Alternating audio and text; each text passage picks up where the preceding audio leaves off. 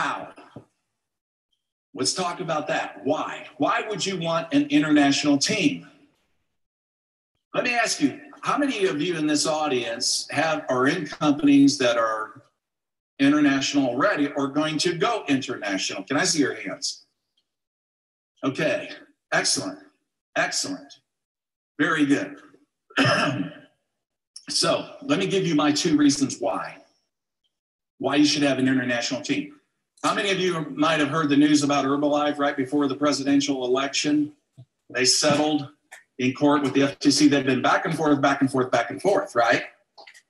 And what happened was, as my good friend Larry Thompson said, they threw their US distributors under the bus in favor of their Asian markets, which is true. If you're in Herbalife, no offense, please.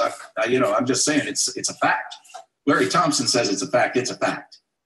Okay, but in other words, you can't get paid on distributors. You can only get paid on customers, and customers can't opt to become a distributor. Ridiculous things. They totally ruined the model. Let me tell you something. If you were only in Herbalife and you only focused in the United States, you're screwed. I had a recent leader reach out to me from Herbalife, had a big team. He talked to me about all this stuff. And so that's one of the reasons why I would have an international team. I don't want to put all my eggs in one basket. I want multiple countries.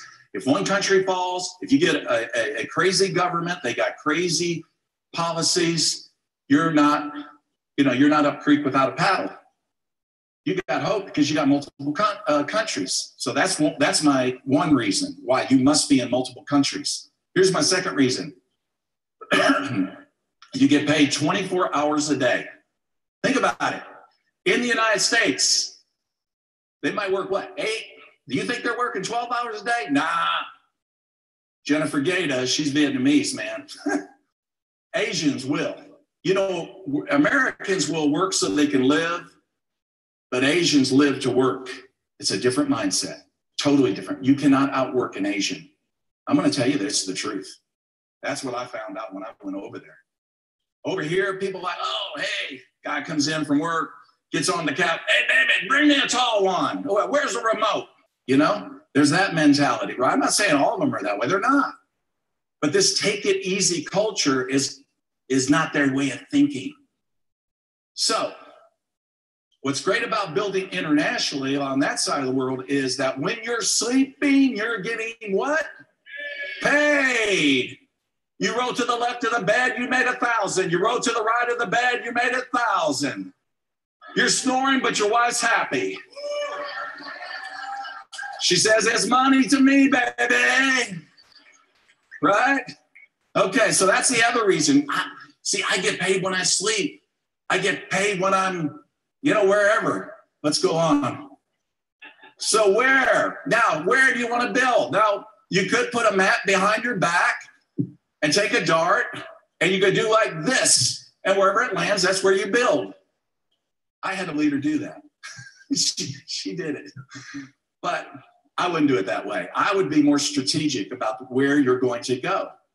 And there's ways to find out where to do that. And I'm going to share just some of that.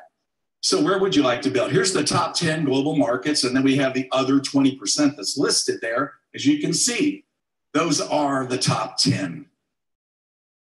In other words, that's where most of the volume is done. That is where people are receptive to network marketing. That's where people work hard. They have a history.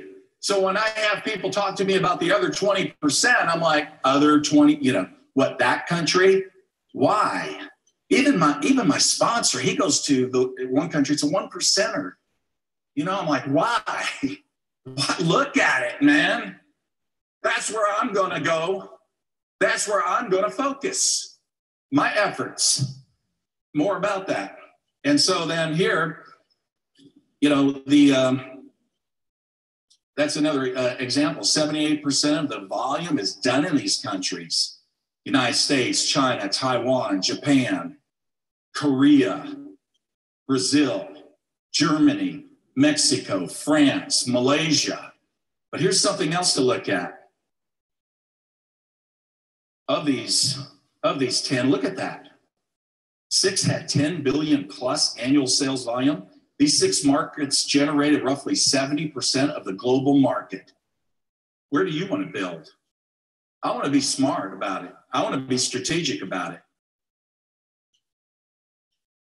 And that's why I'm still getting paid 15 years on it. That's right. When Reagan asked me when we met this time last year, how many people do you sponsor every month? I looked at him, I said, what? He said, how many? He thinks I'm an Angel Fletcher, right? I said, Ray, I ain't sponsored anybody in 18 years. You see why? Now here's why. Everybody's compensation plan is different, okay? I get that. But here's the thing. I sponsored 72. Out of 72, 3 took it seriously. I focused on those 3 teams, and I drove those suckers deep. I find a leader, work with that leader to find what? A better leader. Work through that leader to find a better leader. Work through that leader to find a better, and I get them top rank, top rank, top rank. You get 5 top ranks in a leg, that's a cooked leg. That's how you do it, baby. That's how you do it. That's just Tennessee advice, okay? Here's some shining stars of 2017, not to be overlooked. Indonesia, 20%. You know the population of Indonesia is almost like the United States. I've been there many times. I'm going back there in November. But many, the population is huge. I mean, they're so hungry for opportunity.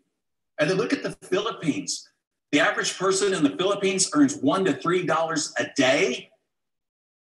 And if you have a college education, you might get an $8 a day job. And our company is selling an $80 product. How does that work? I don't know. Actually, I went over there and asked him. I said, how do you do that? I got one leg, does $1 million a month there.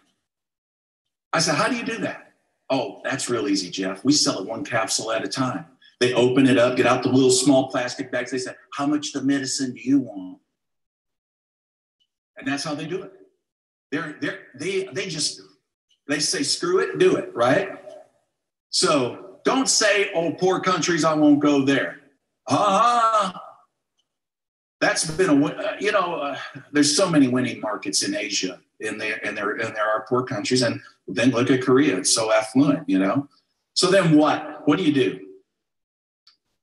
If your company announces it's going to do open up a country, then do pre-market. Do pre-market. Pre-market is if you're opening up 6 months from now, hustle now. Hustle now. When I heard that they were going to open up Taiwan, I said, dang, I don't know anybody in Taiwan. I was already in 5 Asian countries. I said, I'd be darned if I don't have a team in Taiwan. What are you going to do about it? I thought, well, I didn't know anybody anytime anyway. I never was a warm market person. I'm just going to hop a plane and go there. That's what I did. Got there, got to a hotel. First time, Mandarin Chinese, right? Okay. Get to the hotel. What are you going to do now? Go to the New Skin building. So I get in a taxi, take me to the New Skin building. Beautiful. New Skin has beautiful buildings. Oh my God. Walk into the New Skin building. Taj Mahal, marble everywhere. And I'm looking and I see these Chinese leaders that are looking at me and they said, my upline blue diamond from America. And so they're all, and a few of them speak English. One guy comes up to me and says, are you our upline blue diamond from America? And I said, no, man, I'm just a tourist. I'm just here checking out the country, but I'm aware of New Skin. I just want to come down and see the building and all that. Nice to meet you. Hey, by the way, I have a question. Is there a magazine that people read in this country that networkers read? They do publish magazines, folks. Not everybody is digital over there, okay? Oh, yeah. It's a journal just for network marketing. I said, would you mind helping me out? Would you mind taking me there to the editor so I could talk to her? Oh, no, I can do that. Get in a cab. Hey, by the way, can we stop where I can get a cell phone where I got my own phone number? Okay, great. Fine.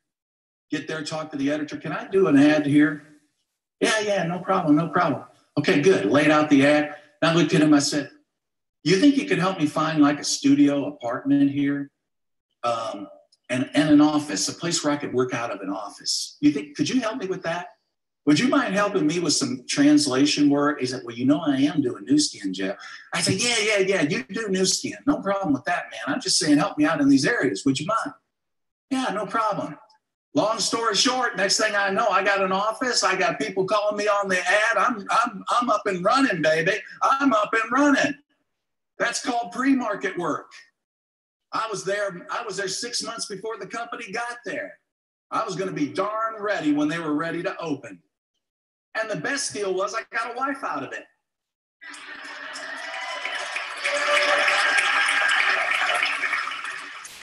Michelle played professionally in hotels and piano bars. I mean, she did good. She was making over $50,000 a year, that which was good for a piano player. And so she's in a piano bar. Well, I get sort of lonely at nights, you know, because I'm not married, right? So I would go to the piano bar because I like to sing.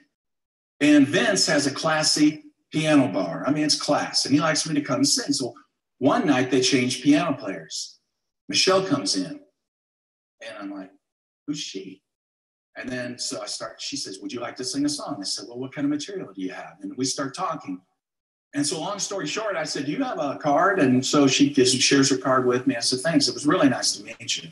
So I left, I hopped a plane, flew back to Guam, sent her an email. She checks her email once a month.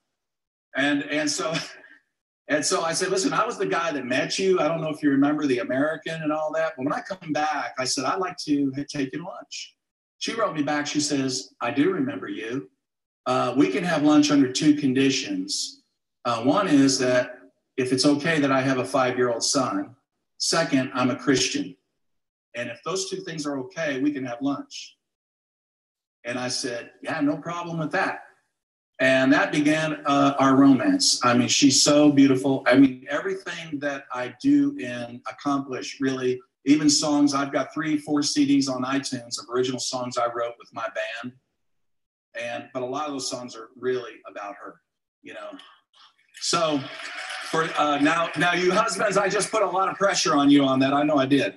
But there's other ways you can do pre-market work. I'm saying when I went to Taiwan, you don't have to do it that way. There's principles that you can get out of it. And what are those? Okay. Principle 1, build local, think global. I looked at that census. I couldn't get a good 2017 census, so I would imagine that's pretty close to it. There are 20 million Asians living in the United States. If your company is going to Japan, Korea, or wherever in Asia, then start working here. Get smart about it. And that's how what a lot of my leaders did. They would contact Japanese, Koreans, Filipinos, and what they would do is sponsor them. Well, what did those people do? They started shipping product back home. They started talking to their friends back home. That's how we did it. We encouraged everybody to do it. And I would encourage you to do it. It's a great way to get started. Now, here's the other thing. Taproot with your team. This is what I did. I talked to my leaders. I said, listen, I'm over here. I'm going over here. Well, who do you know? Who do you know? Think about countries that you want to work in. Who do you know? Who do you know in Korea? Who do you know in the Philippines? I'm going to tell you, if you ask me what's my strongest tip, if you will, of success, it was this. I built my whole team on this. And I still do it today when I talk to leaders. I say, who do you know? Who do you know? That's a very important question. Let me give you an example. One leader that was frontline to me, she wasn't doing much. She said to me, I said to her rather, I said, Linda, come on, you're not doing anything. Let's do something. You knew some people. You're in a previous company. Who do you know? Well, I know this woman. Her name is Sherry Den. She's in Singapore, but I already talked to her about this. She's not interested. And I said, because of her strength. She's weak. And I said, you're weak. Give me your phone number. I called her up. I said, Sherry, you don't know me and I don't know you, and that's cool. But we have this mutual friend. And I know she's told you everything about her company. I know you're not interested, which is cool. But I'm coming over there. I'd like to have lunch with you. I'm going to tell you about what I'm doing. You're still not interested? Totally cool. She said, all right. Went over there. She beat me up for 2 days. She's a strong woman. Anyway, I mean, just with her words. I mean, and so finally, long story short, she said, I'm in. I called the woman back in Canada, and she was on a farm. She gets paid internationally, lives on a farm. I got several leaders like that. They never go to the countries where they get paid from. It's cool. I'll defend it to my dying breath. But she's one of those. And I called her back. I said, what's your ID number? I'm going to tell you, there's some leaders in the past and other companies, they will steal those people. I will never do that. I'll tell you, you cannot buy my integrity. And I'll say another thing on that too. If one of Angel's Fletcher's leaders called me, I wouldn't want her. I would never do that. Because, you know, I don't need money that bad, guys. And when I had that philosophy, and that was always my philosophy, don't steal, don't cross-sponsor. I had to, in Asia, it's a problem. I had to terminate some of my best leaders over it. I'm serious. That's a sad thing to do, to get them terminated. But they were crooks. And I didn't want that culture in our team. So, but Taproot, ask your people, who do you know? You got to get that down. I want to hear you sing that tonight. That song, what do we do that song up here? What was it? Hokey Pokey. I woke up at 4 o'clock in the morning hearing Hokey Pokey in my head. I said, man, what did Angel do to me? Okay. All right. Here's another way. Become a hunter in Facebook groups in the cities. It doesn't matter what city. You go Atlanta, Georgia type Korean groups. Watch them come up. They're here. You can join these groups. Start making friends. Same thing, Japanese, Filipino, whatever. Start becoming a good hunter. Right. And now here's the apps that you're going to need on your phone when you start making these contacts. Again, you can do all this from the United States. I've got many leaders who've applied what I've said and built teams overseas without even going overseas. OK, WeChat, that's China. WhatsApp, that's Southeast Asia, Philippines, Singapore, Malaysia. Line, that's more Japan, Taiwan, Korea. I don't have my glasses. Oh, Kakastory. Kakastory is like Facebook in Korea. Facebook's not as popular in Korea. Kakastory's very appealing to them. There's 41 million people on Kakastory that use it. And they have a platform very similar to Facebook. Have these apps. Okay, Ray, I don't think I'm going to make it in 4 minutes. Or you can become a pioneer. Don't wait on your company to announce it. I never waited on my company. When I had leaders shipping products to these countries, contacts that they had in the United States, to these countries, then they'd say, hey, we got people ready to go. I didn't ask my company, hey, is it okay if I go? No way. I just would go and get it going. So let's talk about how. Okay. Are you confused? Okay. If you can't afford to go, then do what? Get creative. Leverage on your upline. So you're going to build here. You're going to tap into Asians here. And then what you're going to do, if your upline goes over there, leverage on them. Have them signed up, please. Corporate support. I remember I called the Japanese GM one time because one woman, she knew a great leader. And she said, well, you know, he doesn't know English. You don't know Japanese. You can't talk to him. I said, put him on a three-way call. Put him on with me. Puts him on us, and she translated. Long story short, he was open. I called corporate. I said, help me out on this. I'm going to send him down to the office. Will you explain the products, the comp plan? He did. Next thing I know, I'm looking at a printout. As far as I can see, Japanese names to the left, to the right, 400, 400, 400, 400, 400. Those were the buy-in packages. All that because I asked the question, who do you know? And then when she threw out the obstacle, saying, well, you don't know the language. I said, but you do. I got a three-way call on my phone. See, I don't see obstacles. I only see opportunities. And so, and then that was it. And then I leveraged on corporate. Here's the other thing. OPM, other people's money. Sometimes you know, the people that are going to be the financial benefactors will say, hey, I can't go, but you know what? I'm willing to throw in some money on this and you go. And I've had people do that. Here's the thing, leave ego. When you go over there with the attitude, I want to learn how you're doing it because they do it different in Asia. They really do. So you will have to do meetings. That might scare some of you that are so tied into Facebook and Facebook Lives. Meetings? You mean I got to talk to people? Uh-huh. You mean I got to get up in front of them? Uh-huh. You do. Come on, I'm in front of you. You're not killing me. I'm not beat up, bruised, shot yet. They won't, you know, you'll do it. You'll do it. You'll screw it and do it. Learn the balance, the yin and the yang. And that's the thing you got to do. Here's the other thing. Be careful for the game players. It's such a rich opportunity over there. And even in South America, I have a big South America team.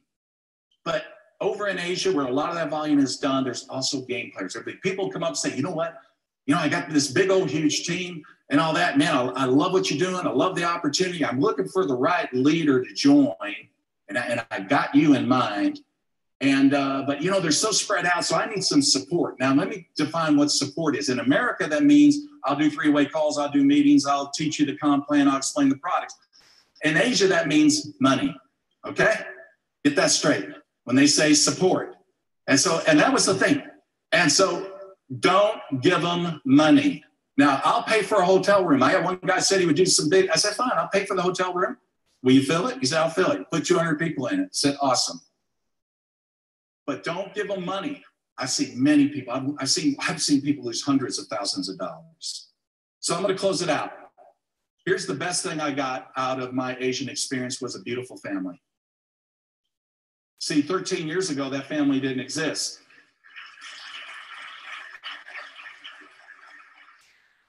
I want to tell you, it's not just about money and success. It's not about that. Garrett told me to mention this. And he's right. It's about going over there and making an impact, like Ray Higdon said.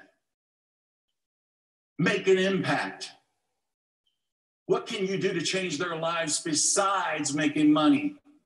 What can you teach them? How can you give them hope? And the people that can't help themselves, what's the difference that you can make? I made such a difference in so many lives with people over there. When I got over there and I saw pathetic situations, I said, man, back in America, we are so spoiled. We are so spoiled. And I'm so blessed. God has given me such a wonderful opportunity. I know he doesn't want me to make this about myself. I know he doesn't want that. So I'm going to be a tool. I am going to be a tool. I'm going to make a major impact, And you know what I found? That when I did that, my income just kept going up, up, up. Even last month, I got a $30,000 raise. My income still goes up after 20 years. And it's coming mostly from foreign markets. Yeah, but that was the best thing, was my beautiful family. When I met Michelle, how she changed my life, brought some stability in it. And then my children, and I'm like, wow, I'm 62 years old and I have a 10-year-old son. He's our youngest. Alexander's 16. And I feel like a grandfather, father, raising children. And yes, we live in the mountains with the bears and, you know, it's country life and all. That's my life. That's my life. And yes, when I leave that, then I'll break into some clothes and come and do a meeting like this or travel overseas. But it's beautiful. The lives we touch. And then here's the other thing. I want to just give you some advice. I know I'm over time. I'm sorry, Ty. So my wife said, now you please show that picture. Okay. Here's the thing. Here's the other warning I want to give you. For those of you that are married or have serious relationships, protect that. Protect that. When I go and travel, I take my wife with me. Our housekeeper takes care of our children. And that's the thing. But I've seen many people, I heard the saying that a man goes around the world in search for what he is looking for, only to come home and find it. Let that sink in. See, I've seen people find this great opportunity, this dream, and then they broke up a family for it. They would have been better off had they never been in this business. They'd have been better off had they never found this opportunity, in my opinion. We're not here to break up families. We're here to make families stronger. We're here to make marriages stronger.